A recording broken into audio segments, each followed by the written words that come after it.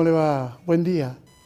Buenos días, audiencia también, un gusto estar con ustedes. Bien, pregunta. Buen día, doctora. Bien, le quería Buenos días. preguntar sobre la violencia escolar actualmente, ¿cómo está?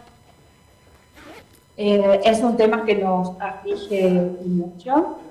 Se está haciendo un abordaje interdisciplinario, interinstitucional, con distintos organismos, primero para hacer los diagnósticos, diagnóstico y prevención, y luego también para poder ver qué tipo de violencias son las de mayor impacto, y por supuesto hacer las actuaciones y abordajes correspondientes. Se cuenta con protocolos interinstitucionales, también se cuenta con alguna legislación específica, se llama escuelas seguras, pero bueno, es cómo implementar, desde dónde implementar, cuáles son los riesgos que se están advirtiendo en el alumnado.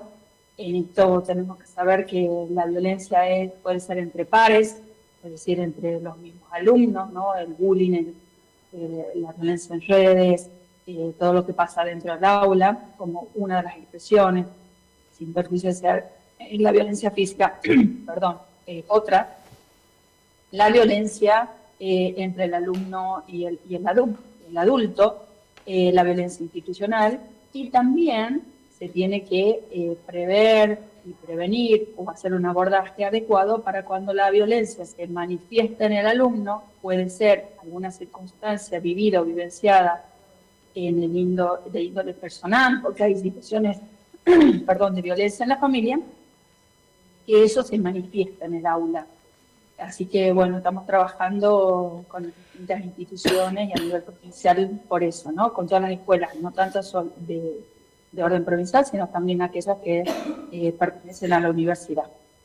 ¿Y cómo interviene la justicia tratándose de menores? ¿Cómo va a ser la participación a su juicio de la justicia?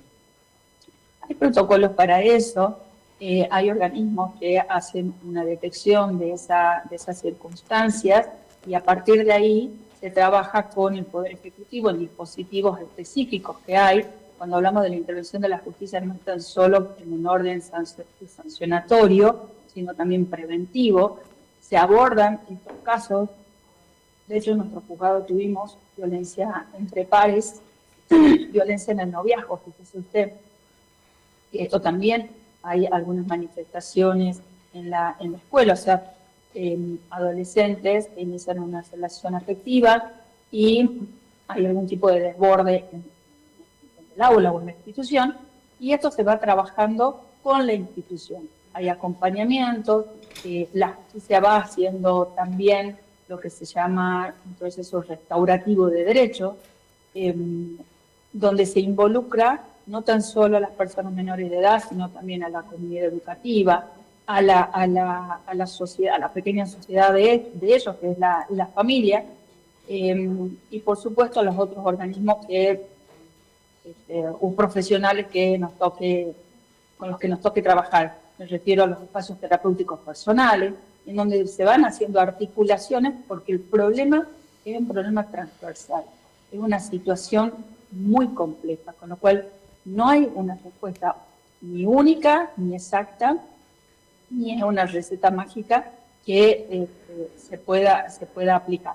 Son, en definitiva, cada caso abordados desde ese lugar, desde procesos muy respetuosos de derechos, pero con la idea de restaurar derechos que podrían haber sido vulnerados. Doctora, y ahora estamos trabajando. Sí. Sí, pasando a otro tema, quería saber su opinión sobre este fallo de traslado internacional y de coparentalidad en un contexto de violencia. ¿Cómo fue el análisis en ese conflicto de derechos? Ese es un fallo te referís al fallo de España, del Tribunal Constitucional de España. Sí fue una situación en la que una mamá pidió trasladarse de país, e incluso en Argentina también tenemos otros antecedentes, ¿no? Hace poquito hubo también alguna noticia al respecto. Muchas veces esto de la globalización lo que es el traslado de y la movilidad de las personas en razón de trabajo, en razón de, bueno, formar parejas transnacionales, implica que se asienten en un país u otro. Uno de los dos progenitores puede no ser nacional del país de residencia y donde se forja la familia.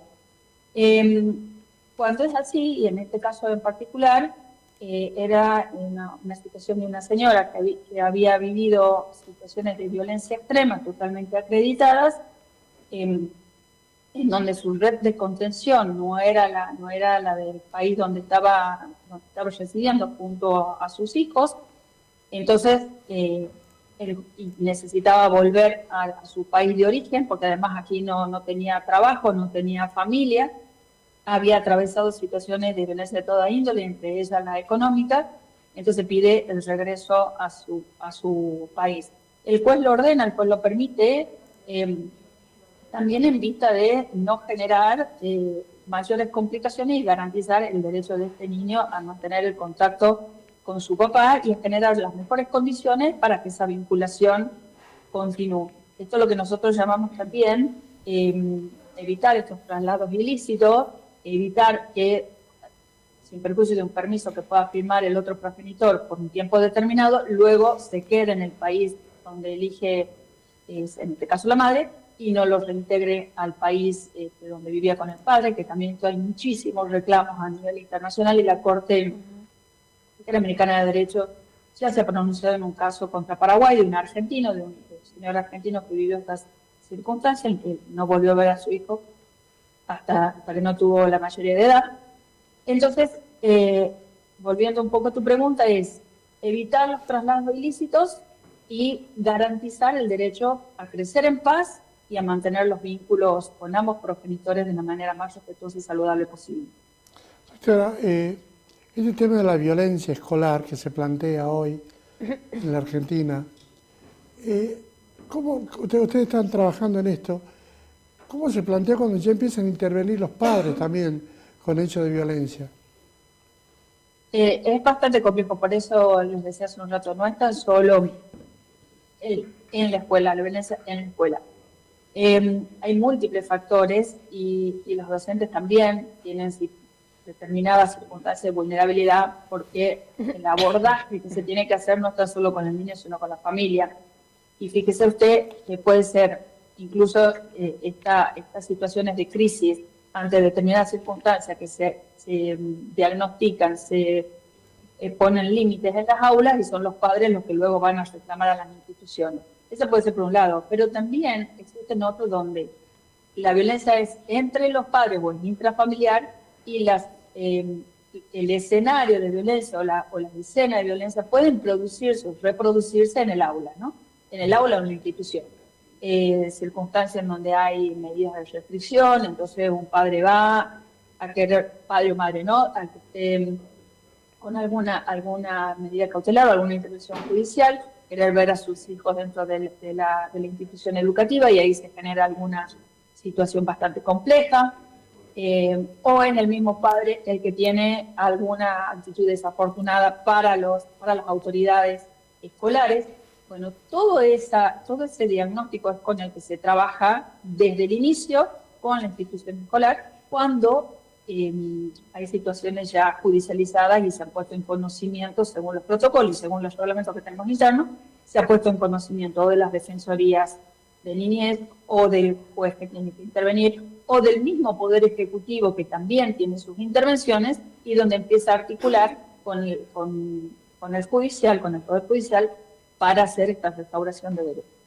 Doctora, le agradecemos muchísimo la gentileza que ha tenido. Muchísimas gracias a ustedes y por el interés en el tema también. Muy amables. Que tengan buen día. Saludos a su audiencia. Gracias, señora. Bien.